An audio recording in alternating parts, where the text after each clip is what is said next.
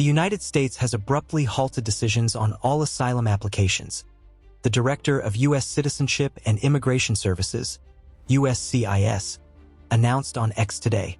USCIS Director Joe Edlow said, USCIS has halted all asylum decisions until we can ensure that every alien is vetted and screened to the maximum degree possible. The safety of the American people always comes first. The decision affects more than 2.2 million immigrants waiting for asylum decisions or hearings, according to data from Transactional Records Access Clearinghouse at Syracuse University, as of the end of August 2025. The move comes in the wake of a shooting in Washington, D.C., where an Afghan national has been identified as a suspect in the killing of 2 National Guard members. That incident has triggered a sharp escalation in anti-immigration efforts under the administration of Donald Trump.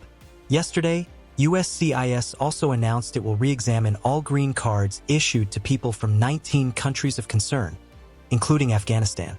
Meanwhile, the Department of Homeland Security, DHS, which oversees USCIS, said it will review all asylum cases that had been approved under former President Joe Biden. Adding to the crackdown, the United States Department of State has paused the issuance of visas for travelers holding Afghan passports, stating in a post on X that the department is taking all necessary steps to protect U.S. national security and public safety. Meanwhile, Trump has doubled down on hardline immigration policy. He blamed the Biden administration for allowing the Afghan suspect into the country and called for a full re-examination of every person who entered from Afghanistan under the previous administration. He further announced that he would permanently pause migration from all third world countries, though he did not specify exactly which countries he was referring to. The sweeping overhaul of immigration screening and pending asylum approvals has sent shockwaves through immigrant communities and advocates, as millions now face an uncertain future while the government redefines who may remain and who may be sent away. Afghans who fled the Taliban and have waited years for a U.S. resettlement decision say their last path to safety has shut.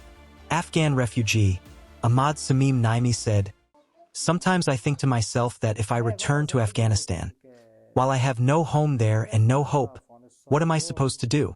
And regarding the issue of arrests, without any doubt, let me tell you something. Yesterday I learned that 4 journalists who were deported from Pakistan have disappeared, and no one knows where they are. This is heartbreaking news. Dozens of journalists who are deported from here end up without any future, and some of them are arrested. I hope the U.S. government pays serious attention to this issue. There is, unfortunately, no future in Afghanistan.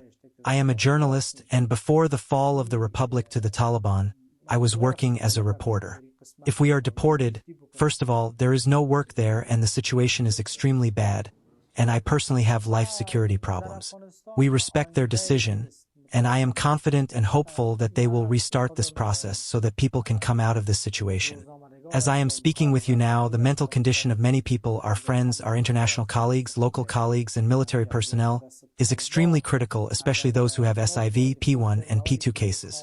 They are living in a state of complete uncertainty.